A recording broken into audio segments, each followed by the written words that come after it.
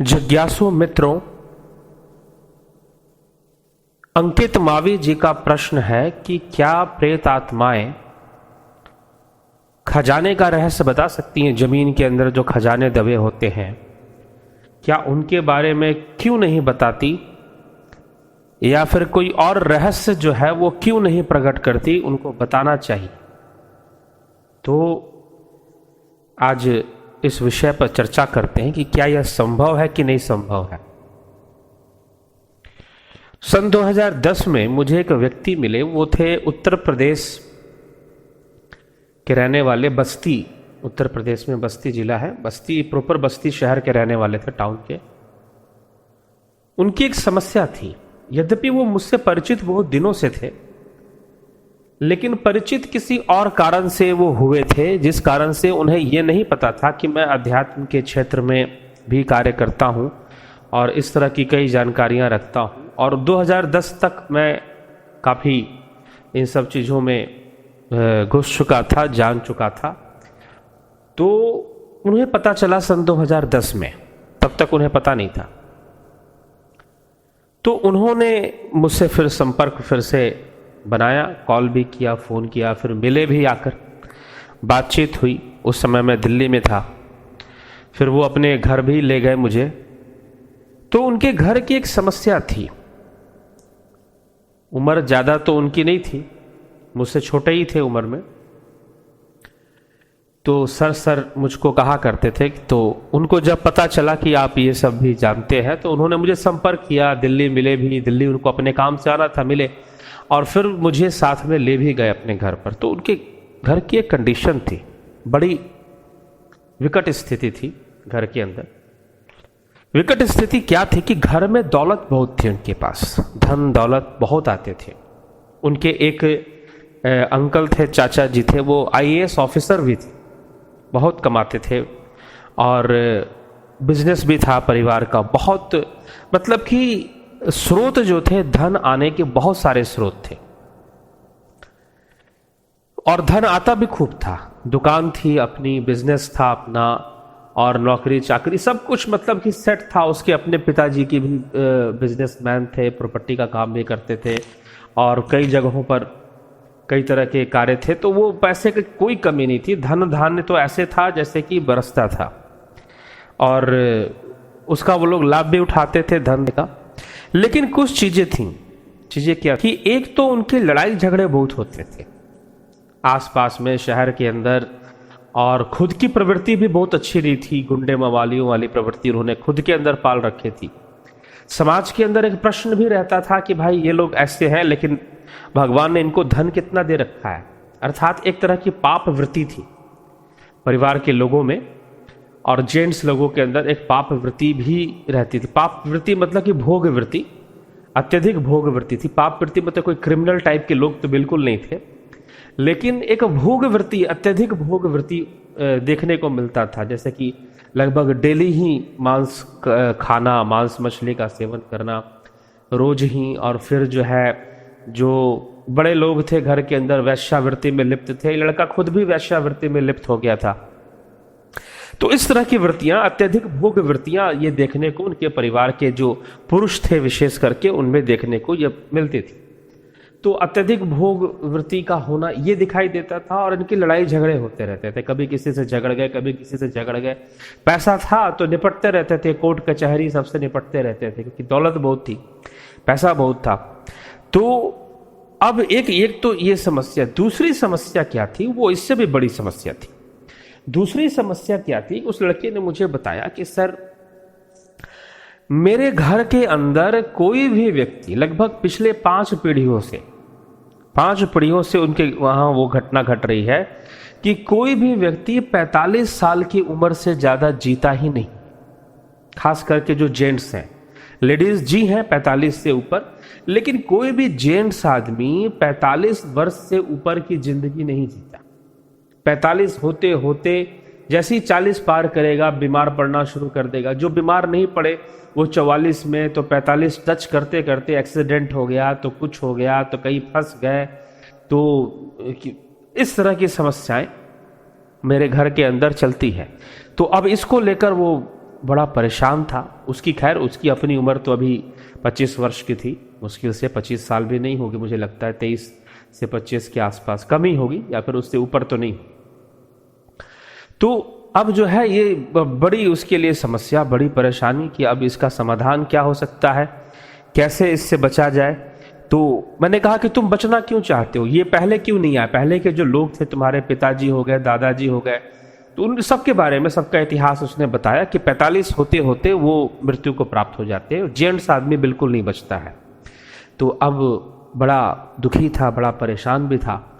चलो उसकी तो अभी उम्र थी, लेकिन उसके पिताजी की उम्र जो है 45 के आसपास पहुंच चुकी थी और वो मृत्यु को प्राप्त, क्या वो बीमार बहुत रहते थे, उनके सारे बाल झड़ गए थे, उनको कैंसर की बीमारी थी, निश्चित ही 45 नहीं तो 46 1-2 साल में वो उनकी मृत्यु होनी निश्चित थी। तो वो उसने आकर डिस्कस किया कि ऐसे ऐसे पिताजी की भी समस्या है, कैंसर के रोगी हो गए हैं और उनकी भी मृत्यु, मुझे नहीं लगता कि वो ज़्यादा दिन रहेंगे। पैसे बहुत कमाए, दौलत बहुत कमाए, मैं भी कमा रहा हूँ, मेरी उम्र अभी 25 साल की उम्र में मैं नहीं भी तो कम से कम लाख रुपए का इनकम जनरेट कर रहा हूँ अपने बिजनेस से, अपनी चीज़ों से।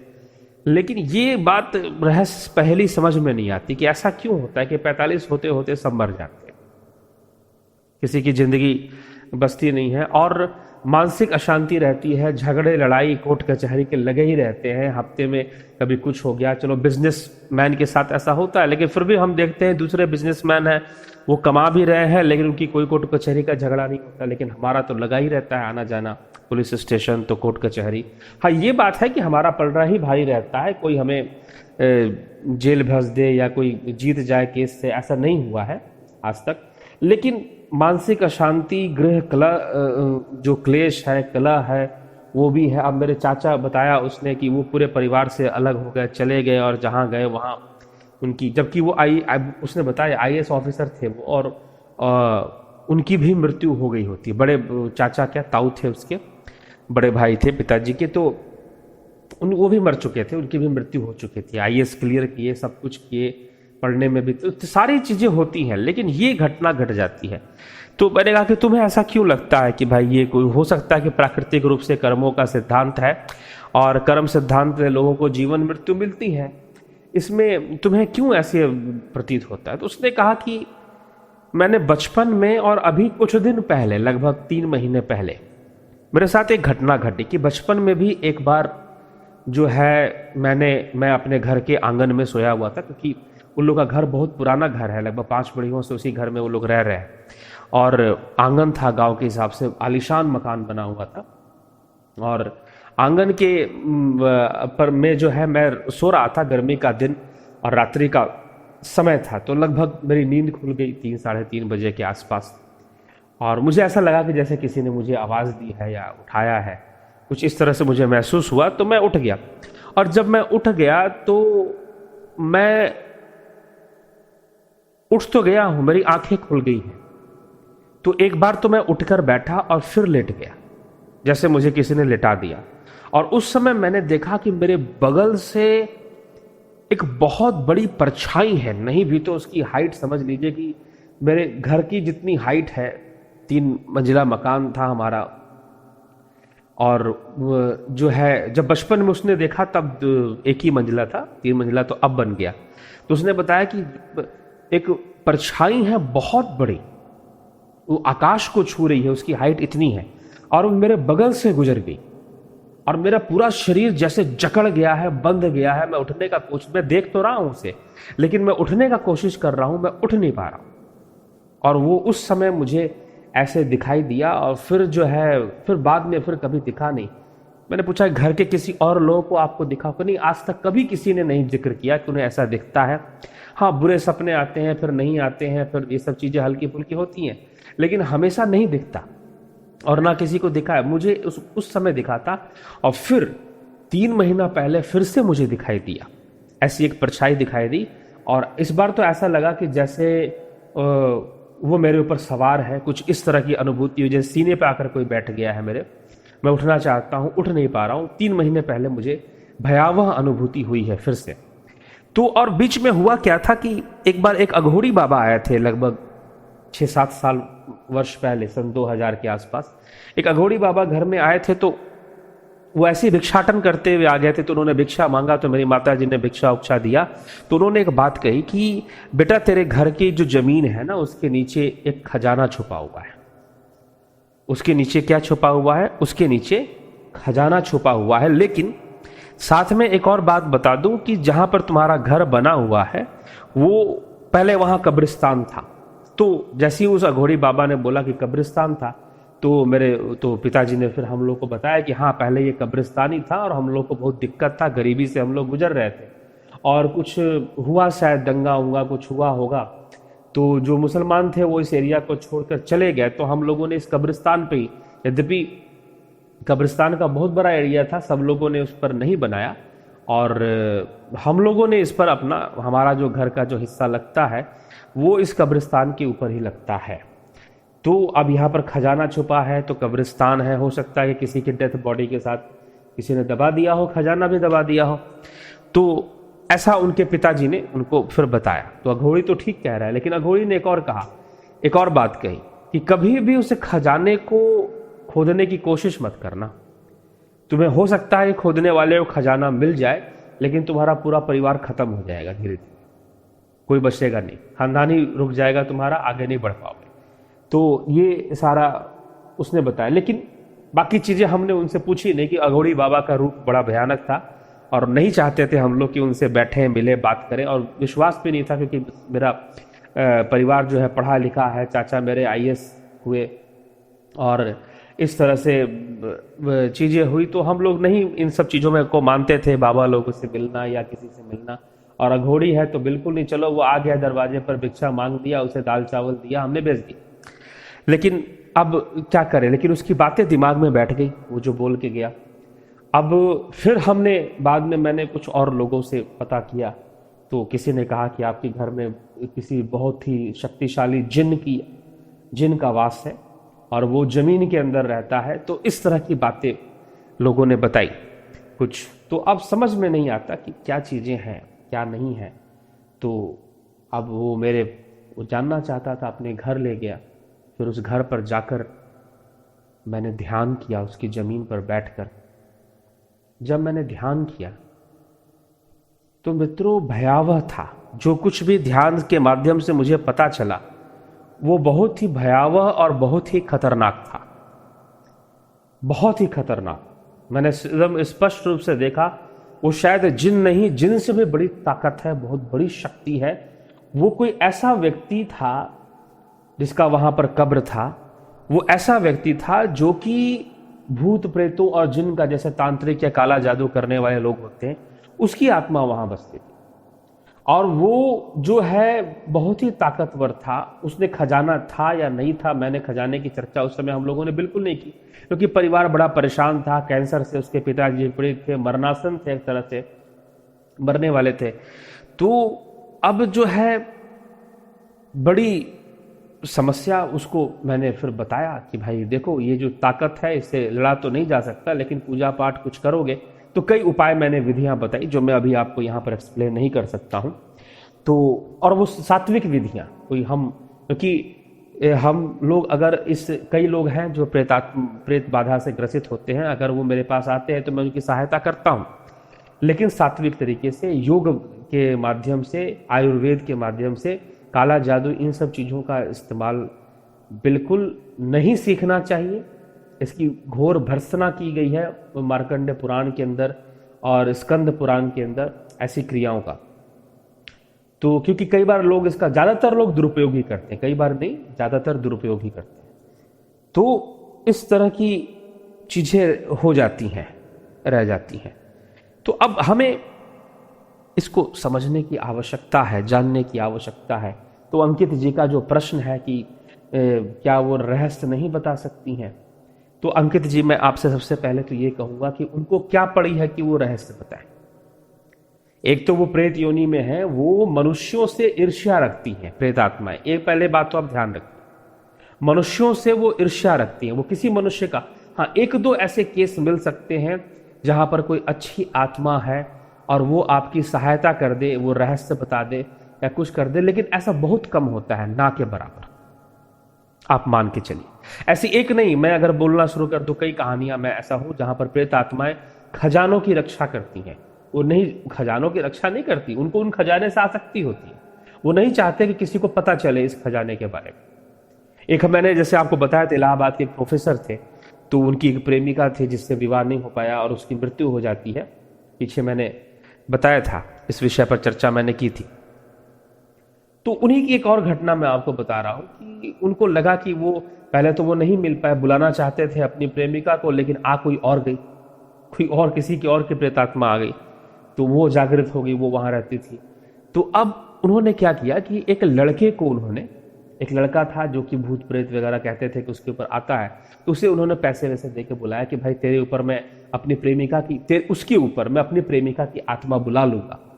तो ये लक्ष्य लेकर उन्होंने प्रेमिका को, आत्मा को बुलाने के लिए उस लड़के को पैसे भी दिए और उसे एक मीडियम की तरह यूज किया, माध्यम की तरह उसे बिठाया, तंत्र मंत्र अपना किया जो भी करते थे, और आवाहन किया कि उसके शरीर पर कोई आत्मा आ जाए। तो जब आवाहन किया तो पहले तो कोई अच्छी आत्मा कहते हैं आई, जिसने थोड़ी सहायता की, कुछ चीज़ों को उसने बताया भी, रहस्य कुछ उद्गार, उसकी भविष्यवाणियां की उसने, उसके जीवन के बारे में बताया, ऐसा उन्होंने मुझे बताया था प्रोफेसर साहब। फिर उन्होंने जो है दोबारा अपनी प्रेमिका को, आत्मा को, तो प्रेमिका तो उनकी आई नहीं, एक बहुत ही खतरनाक आत्मा उसके शरीर पर आ गई। अब जैसे ही वो आत्मा आई तो उसने अपना परिचय दिया कि तू कौन है बता। तो उसने बताया कि मैं डाकू हूँ, डाकू मान सिंह हूँ, और मैं चंबल का डाकू हूँ, मैं मर गया था पुलिस की गोली से, अब जो है मैं यहाँ पर आया तुम्हारे यहाँ, तो तुम मुझे, अब मैं जाऊँगा नहीं। उसने जाने से उसे रोका कि नहीं भाई तुम चले जाओ, तुम्हें नहीं बुलाना था, मैं तो किसी और को बुला रहा था। बोला कि नहीं मैं नहीं जाऊँगा, तुम मुझे चिकन खिला, मीट खिला पहले, तब मैं जाऊँगा। बोला कि रात्रि के 10 बज रहे थे, मीट कहाँ से लाए, ठीक ना, मीट कहाँ से लाए।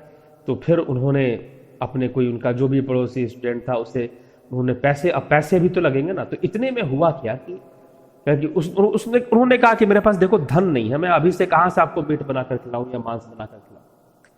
तो कहते हैं कि उस प्रेत आत्मा ने उनसे कहा कि आंखें बंद कर। जैसे ही उन्होंने आंखें बंद किया, उन्हें बहुत कुछ गिरने की आवाजें सुनाई दी। तो पैसे गिरे थे, पैसे गिरे और बहुत सारे नोट भी थे, सिक्के भी थे। टोटल मिलाकर कहते हैं कि लगभग 500 रुपए जो है वहां पर गिरे। 500 रुपए में लेके तब उसने, जो प्रेतात्मा आई थी मान सिंह की, उसने कहा कि जा अब मीट ले आ, पैसे तो आ गए ना तेरे पास। तो मीट जो है अब उसको दे दिया, अब पैसे मिल गया। उसने किसी को, लड़के को पकड़ा आस पड़ोस में, उसको भेजा कि जा भाई चिकन ले आ। तो चिकन उकन उसने होटल से बनवा कर जो है लाया और जो है उसको खिलाया, उसने खाया, और खाने के बाद वो फिर उसने उस लड़के का शरीर छोड़ा। तो प्रेत आत्माएं आपको धन दे सकती हैं, आपको धनवान बना सकती है, लेकिन आत्मिक शांति तो कभी दे ही नहीं सकती। नंबर 1 बात ये। और वो रहस्य, खजानों का रहस्य आपके सामने क्यों खोले, क्यों खोले, उसे क्या पड़ी है कि वो रहस्य खोले। एक तो आप ध्यान रखिए कि प्रेत आत्माएं मनुष्यों से नफरत करती हैं, ईर्ष्या करती हैं। क्यों? क्योंकि जिन भोगों में आप शरीर के माध्यम से लगे हैं उनको वो भोग नहीं मिल पा रहे, और उसके लिए वो भोगग्रस्त हैं, आसक्त हैं। भाई प्रेत योनि में भटक कौन रहा है? कौन भटक रहा है प्रेत योनि में? प्रेत योनि में भटक ही वही रहा है जो वासना युक्त है, और विशेष वासना युक्त है। सिर्फ वासना युक्त नहीं, विशेष वासना युक्त होने के कारण तो दोबारा जन्म भी तो हो जाता ना, दोबारा शरीर धारण कर लेते। लेकिन विशेष रूप से वासना युक्त, किसी विशेष जगह से आसक्ति, किसी विशेष व्यक्ति से आसक्ति, किसी विशेष वस्तु से आसक्ति जब हो जाती है तो फिर उसे प्रेत योनि में भटकना पड़ता है। अगर मान लो कि साधारण, ऐसे मान लो कि कोई व्यक्ति मर गया, उसे अपने प्रेमी में बहुत आसक्ति है, प्रेमी में आसक्ति है, या अपने जमीन में बहुत आसक्ति है, अपने ही जमीन में जिसको उसने खरीदा था, तो वो प्रेत योनि में भटकेगा। लेकिन अगर उसे भोग में आसक्ति है तो भोग करने के लिए तो दोबारा वो जन्म लेगा, शरीर धारण करेगा और भोग करेगा। लेकिन ऐसा नहीं होकर जब विशेष रूप से किसी वस्तु विशेष में, व्यक्ति विशेष में, स्थान विशेष में आसक्ति हो जाती है तो फिर वो प्रेत योनि में लंबे समय तक अटक जाते हैं, जब तक उसका निराकरण ना हो। निराकरण कैसे होगा? जैसे धुंधकारी का हुआ भागवत महापुराण में, अगर आपने कथा सुनी, उस प्रकार से निराकरण होना शुरू होता है। उनको वैसे विचार संदेश मिलने चाहिए, ठीक है। तो विचारों को तो ग्रहण करती ही है प्रेतात्माएं। तो इसलिए अंकित जी वो रहस्य खोले, उनको कोई रहस्य नहीं, उल्टा रहस्य खुलवाने के, प्रेत आत्माओं से रहस्य खुलवाने के चक्कर में जिंदगी बर्बाद हो जाएगी। जो लोग ऐसे कोशिश में लगते हैं कि भूत प्रेत जिन परी के माध्यम से जो है धन आ जाए, दौलत आ जाए, उनकी जिंदगी बर्बाद हो जाती है। वो मृत्यु के उपरांत उन्हीं योनि में जाते हैं और अटक जाते हैं, प्रेत योनि के। बहुत कुछ घटनाएं घटती हैं, आपको नहीं पता। प्रेत आत्माएं किडनैपिंग भी करती हैं, वो दूसरी आत्माओं को किडनैपिंग कर लेती हैं। आगे चर्चा चलेगी तो मैं एक एक विषय को स्पष्ट करूंगा कैसे ये सब होता है। तो पहले तो इसके विज्ञान को समझते जाना है। तो ये दिमाग से निकाल दे कि वो खजानों का रहस्य प्रकट करेगी, नहीं होने वाला ऐसा। चलिए ठीक है, अभी के लंबा हो रहा है, इसलिए अभी विचार को यहीं विराम देते हैं। अगले वीडियो में हम इसी विषय को आगे बढ़ाते हुए सुनेंगे। धन्यवाद। दिव्य सृजन के इस चैनल पर भारतीय दर्शन शास्त्र, योग, अध्यात्म और आयुर्वेद जैसे मानव कल्याणकारी विषयों पर चर्चा होती है। अतः इस चैनल को सब्सक्राइब, शेयर और लाइक करके इसे आगे बढ़ाने में सहयोग करें। बेल आइकन टच करके हमारे आगे आने वाली वीडियो की जानकारी नोटिफिकेशंस में प्राप्त करें और कमेंट करके आप इन विषयों पर अपने प्रश्न भी पूछ सकते हैं। धन्यवाद।